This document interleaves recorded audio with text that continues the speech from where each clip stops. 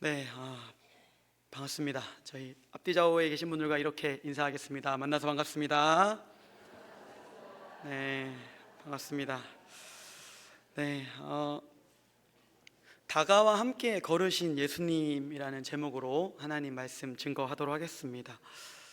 네, 예수님은 이 땅에 오셔서 제일 많이 하신 일이 무엇이냐면 걸으셨습니다. 그 당시에는 대부분의 그 교통수단이 없기 때문에 늘 하셨던 건 예수님의 주 사역은 말하고 걷고 듣고 식사하시고 주무시는 거였습니다. 그 모든 여정, 그 성경의 행간 가운데 빠져 있는 것은 걷는 것에 대한 이야기라는 거죠. 예수님이 얼마쯤 걸으셨을까요? 며칠쯤 걸으셨을까요? 대략 성경학자들이 얘기하기론 공생의 기간 동안 못해도 계산해 보기로는 700일 정도는 걸으셨을 거라고 얘기를 합니다. 그러니까 예수님 대부분의 사역들은 걸으셨습니다. 근데 예수님의 걸음에는 목적이 있는데 잃어버린 것들을 찾기 위해서였습니다. 사람들 모두 다 각자의 잃어버림들이 있습니다. 누군가는 건강을 잃어버렸고요, 누군가는 가족을 잃어버렸습니다. 때론 누군가는 마음을 잃어버렸고, 때론 누군가는 인생의 의미를 잃어버린 사람들이라는 겁니다. 예수님이 그 사람들을 만나서 했던 것이 있습니다. 찾아주는 것입니다. 예수님이 그 모든 잃어버린 자들을 만나서 하셨던 건 뭐냐면, 잃어버렸던 것들을 이전보다 더 좋은 것으로 바꿔주셨습니다. 건강을 잃었던 자들에게 무엇을 주셨습니까? 건강 넘어 죄사함을 주셨습니다. 가족을 잃은 자들에게 무엇을 하십니까? 이 육신의 가족보다 더 귀한 하늘 가족을 함께 만들어 주셨습니다. 의미를 잃어버린 자들에게 무엇을 줍니까? 영원한 천국 소망에 대한 그 의미를 부여해 줍니다. 오늘 이제 엠마오 도상에서 만난 예수님, 엠마오 도상을 가고 있던 제자들에게 나타난 예수님도 마찬가지입니다. 이 제자들도 예수님의 제자라고 해서 다를 바가 없습니다. 이들도 어떤 상태였습니까? 의미를 잃어버렸던 상태였습니다. 왜냐하면 이전보다 더 큰 의미를 잃어버렸습니다. 왜냐하면 자신의 눈 앞에 항상 있었던 그 선생님, 기적을 베풀고 자신만만했고 사람들을 몰고 다니셨던 그 선생님이 자신의 인생의 의미였습니다. 그분이 말하는 걸 통해서 나라가 바뀌겠구나, 삶이 바뀌겠구나, 나의 인생도 바뀌겠구나라고 생각을 했다는 거죠. 그런데 그분이 어떻게 돌아가십니까? 너무나 무력하게 돌아가셨다는 거죠. 그들의 인생이 지금 어떤 상태냐면, 내가 생각했던 예수로 인해서 생겼던 이루어갈 인생의 어떤 꿈들이, 그림들이 잊어버렸다는 겁니다. 그런데 예수님께서 이런 인생 가운데 다시 찾아가십니다. 왜 그랬을까요? 이 시간들이 반드시 필요했기 때문입니다. 우리 인생에 반드시 잃어버려지는 순간들이 있습니다. 왜 그렇습니까? 정확한 목적을 모르고 찾아가기 때문이라는 거죠. 예수님께서 찾아가셔서 제자들에게 인생의 의미에 대해서, 다시 어떻게 가야 하는지에 대해서 잃어버린 것들을 되찾아 주시는 장면이 오늘 본문입니다. 그럼 제자들은 자기들의 잃어버렸던 그 의미와 사명을 다시 되찾았는데, 그 의미를 찾아주시는 예수님은 어떤 분이신가? 오늘 본문을 통해서 살펴보도록 하겠습니다. 두 가지 포인트로 정리해 보겠습니다. 귀리에서 만난 예수님, 첫 번째는 인생의 지도를 가지고 계신 분이고요, 두 번째는 우리 인생을 해석해 주시는 분이라는 겁니다. 첫 번째 포인트입니다. 길이에서 만난 예수님 어떤 분이냐? 우리 인생의 지도를 가지고 계신 분이라는 겁니다. 길은 어떤 곳입니까? 길의 목적이 있습니다. 길의 목적은 뭐냐면 어디로 이동하기 위한 공간이죠. 그러니까 길은 이동을 위한 공간이라는 겁니다. 그러니까 차이점은, 그 길이 의미가 있어지려면 어떻게 해야 됩니까? 나에게 의미가 있어지려면 그곳이 내가 갈 곳에 속해져 있어야 한다는 겁니다. 내가 목적이 명확하게 있으면 그 사람의 발걸음 어떻습니까? 빠르죠. 발걸음 엄청 빠릅니다. 그런데 우리가 산책이나 마실을 나갈 때 우리의 걸음 어떻습니까? 세워라 내워라 걷죠. 왜 그렇습니까? 목적이 없기 때문입니다. 그냥 좀 걷는다이지 어디를 가야겠다는 아니라는 거죠. 오늘 만난 제자들도 길을 걷고 있습니다. 엠마오로 가는 길을 걸어가고 있는데 그들의 발걸음을 보십시오. 그렇게 빠른 걸음은 아닙니다. 왜냐? 그들은 그 엠마오로 가는 길이 크게 자신에게 의미 없는 길이라는 겁니다.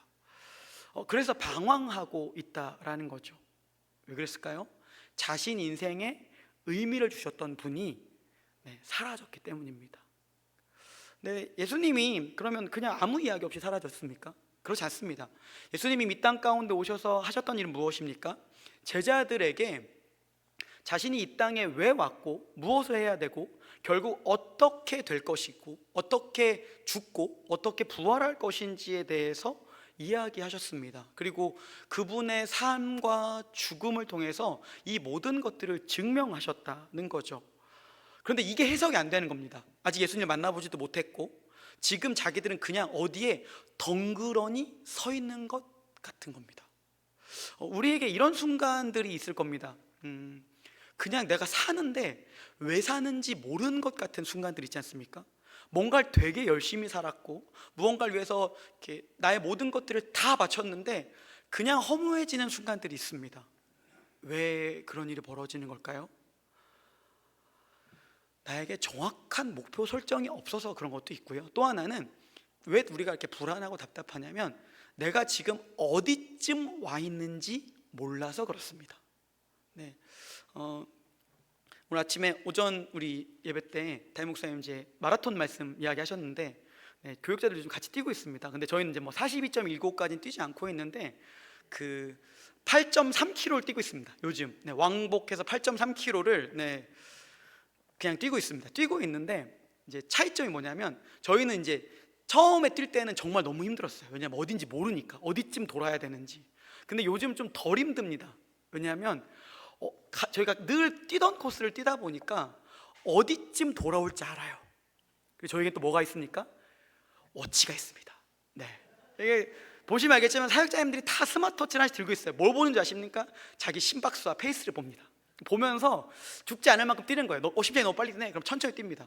그리고 가서 뭘 보는 거예요? 아, 내가 이쯤 왔구나 하니까 전혀 두렵지 않다는 겁니다.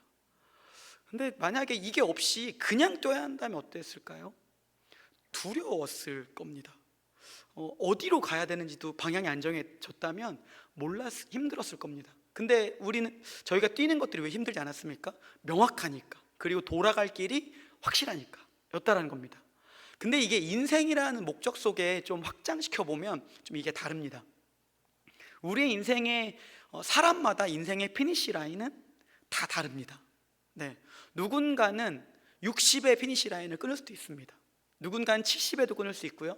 누군가는 80에 끊을 수도 있습니다. 언제 그 피니시 라인 넘어가야 됩니까? 주님이 거기까지야 라고 얘기하는 순간 넘어가면 되는 겁니다. 그러니까 우리는 얼만큼 뛰어야 되는지도 모르겠고 어떤 페이스로 뛰어야 되는지도 모른다는 거죠. 그냥 그렇게 뛰고 있다라는 겁니다. 그런데 제자들도 마찬가지였습니다. 자기 인생 가운데 어떻게 뛰어야 되고 어디로 가야 되는지도 모르고 있는 상황들 가운데 예수님이 찾아오십니다. 예수님 찾아오셔서 그 사람들에게 말씀을 가르쳐 주십니다. 그리고 구약에 예언되었던 내용들과 자신이 그 예언들 가운데 어떤 의미가 있고 앞으로 어떻게 해야 되는지를 알려주는 겁니다. 그게 지금 우리로 따지면 뭐냐면 인생이라는 로드맵을 보여주시고 그것들을 설명해 주신 거죠. 자, 우리를 이한테 얘기하셔서 지도 가운데 우리를 얘기해 주시고 우리는 이 지점쯤에 뛰고 있어, 걷고 있어 라고 처음에는 위치에 대해서 큰 그림을 한번 보여주십니다. 그리고 그곳을 자세히 보여주실 수 있도록 줌인을 해서 보여주시죠. 그리고 또 어떻게 하냐면 다른 관점으로 좀 더 빼서 보여주십니다. 전체 이런 그림 속에서 네가 지금 이렇게 가고 있어. 예수를 믿는 이 말씀이 어디에 있냐면 오늘 본문 27절에 있습니다. 누가복음 24장 27절의 말씀을 한번 읽어보도록 하겠습니다. 읽겠습니다. 시작.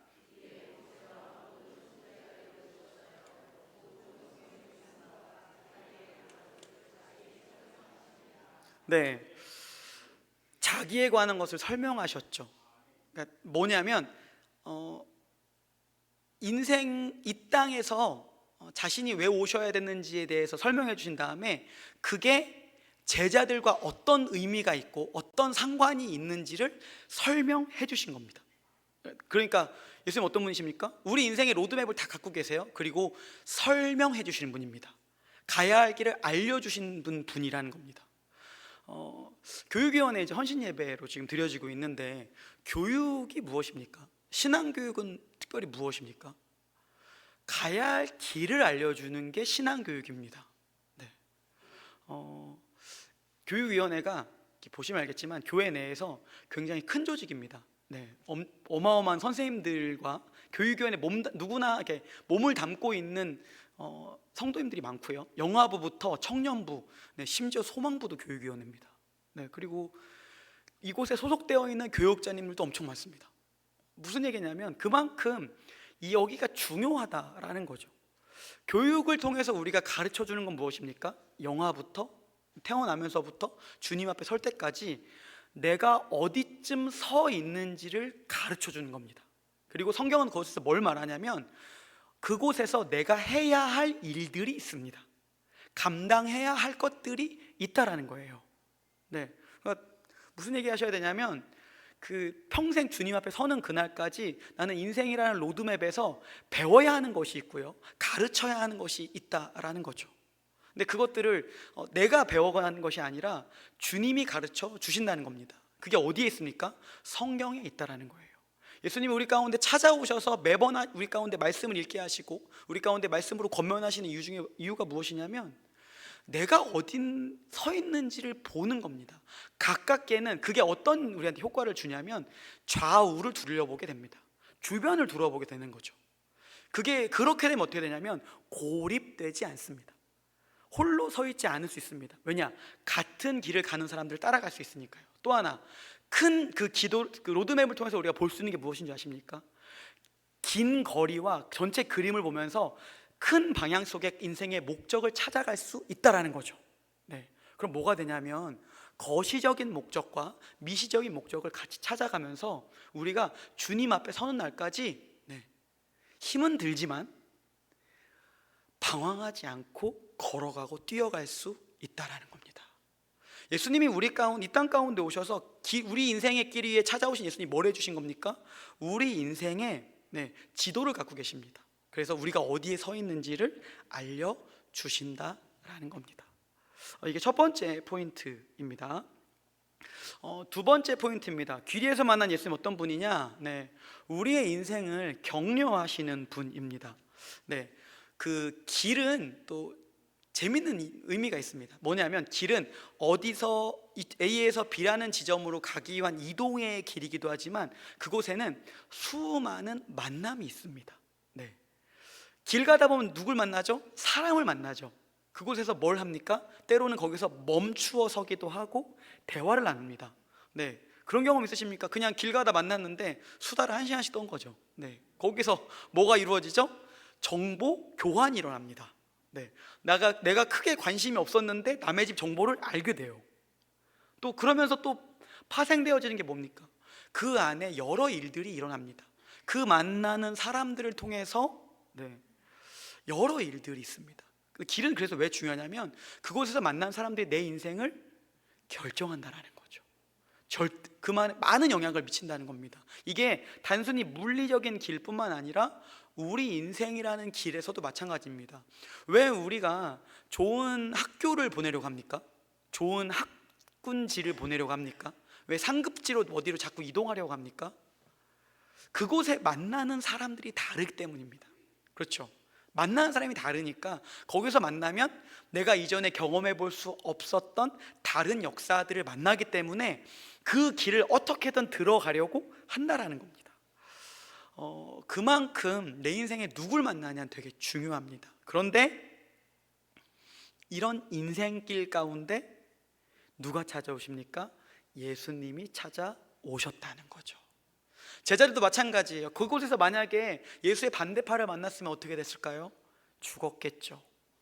혹은 도망 다녔겠죠. 근데 그 길에서 예수를 만났습니다. 찾아오셔서 그분을 만나자 그들의 삶이 바뀌기 시작합니다.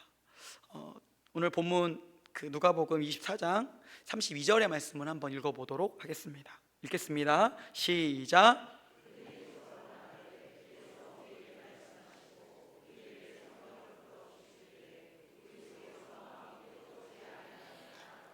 네, 예수님 딱 만나자마자 뭐가 달라졌죠?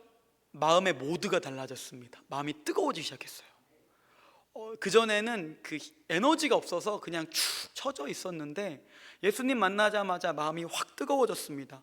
예수님께서 성경을 풀어주시면서 이제 인생에 내가 어디에 서 있어야 하는지에 대한 위치를 얘기해 주신 다음에 뭐라고 얘기하는 거냐면 이제 같이 가자라고 주님 말씀해 주시는 겁니다. 네. 실제로 이 이후에 어떤 일이 있습니까? 오순절 성령 강림의 사건이 있습니다.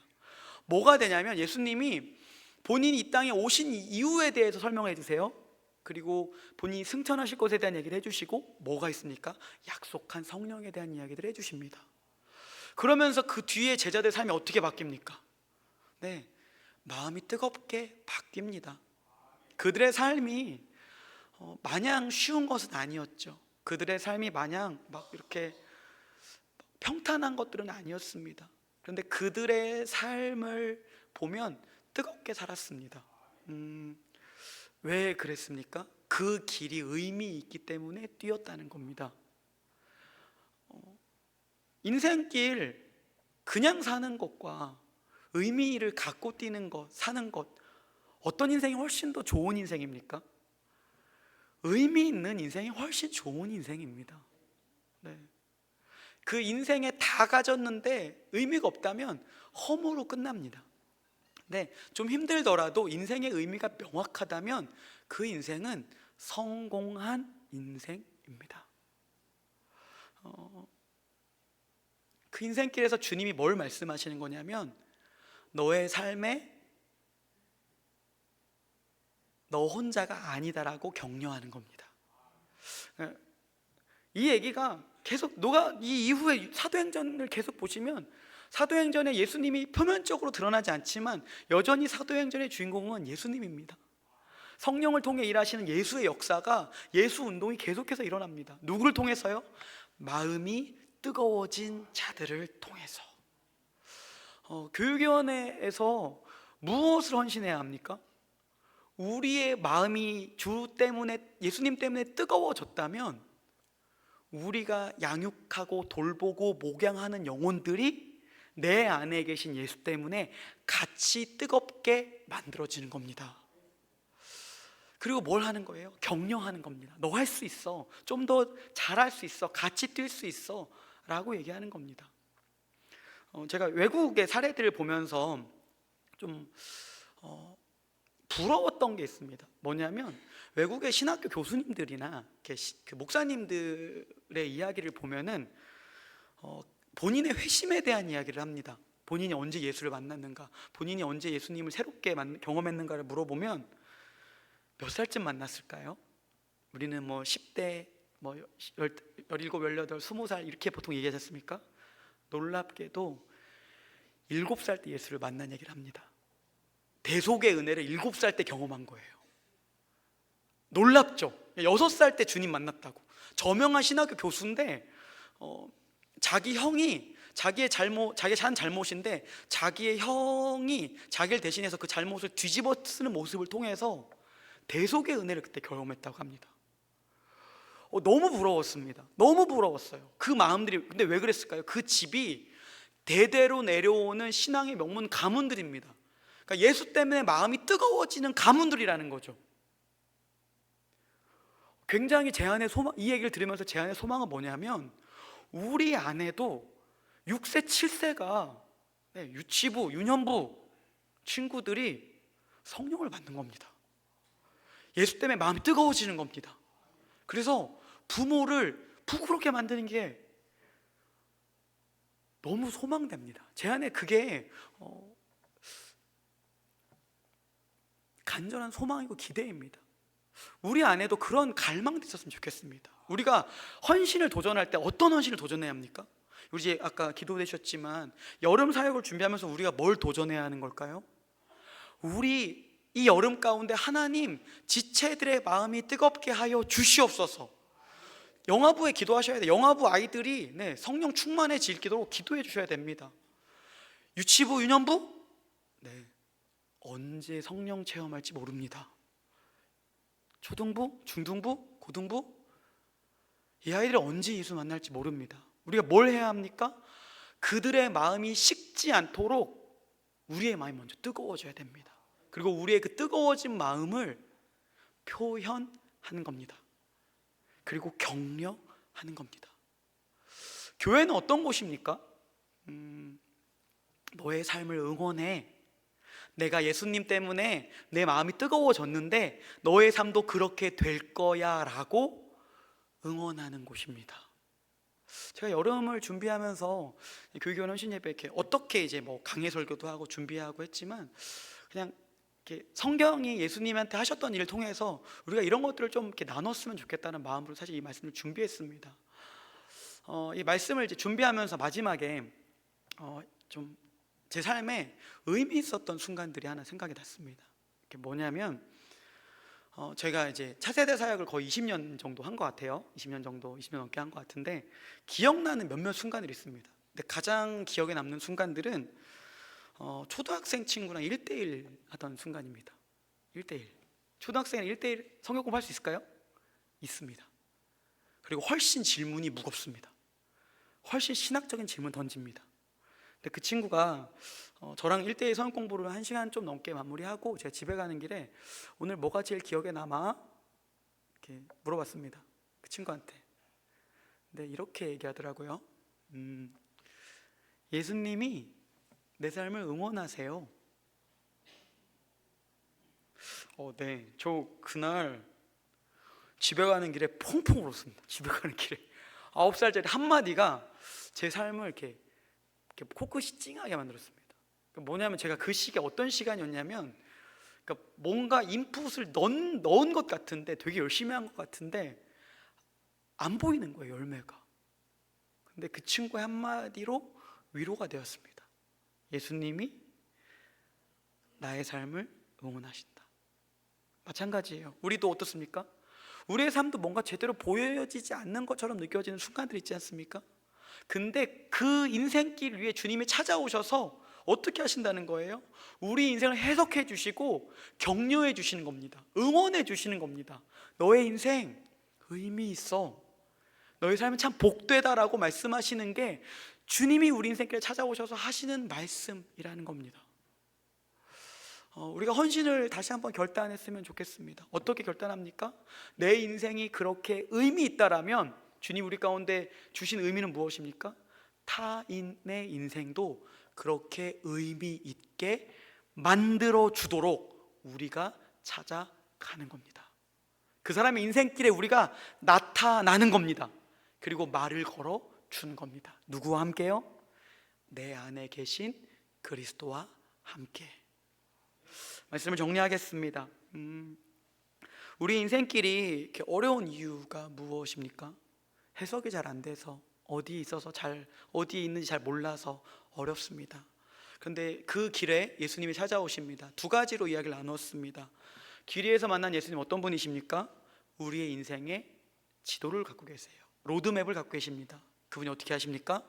우리가 어디쯤 있는지 주변을 살펴볼 수 있게 말씀해 주시고 어디로 가야 하는지를 말씀해 주십니다. 두 번째 포인트였습니다. 길 위에 만난 예수님 어떤 분입니까? 우리의 인생을 해석해 주시고 응원해 주십니다. 그 예수님의 응원, 우리가 그것들을 받고 우리의 마음이 뜨거워지기를 소망합니다. 그리고 이번 여름 우리가 만나는 모든 지체들과 영혼들에게 그들의 마음이 뜨거워지도록 우리의 예수님과 함께 나아가기를 소망합니다.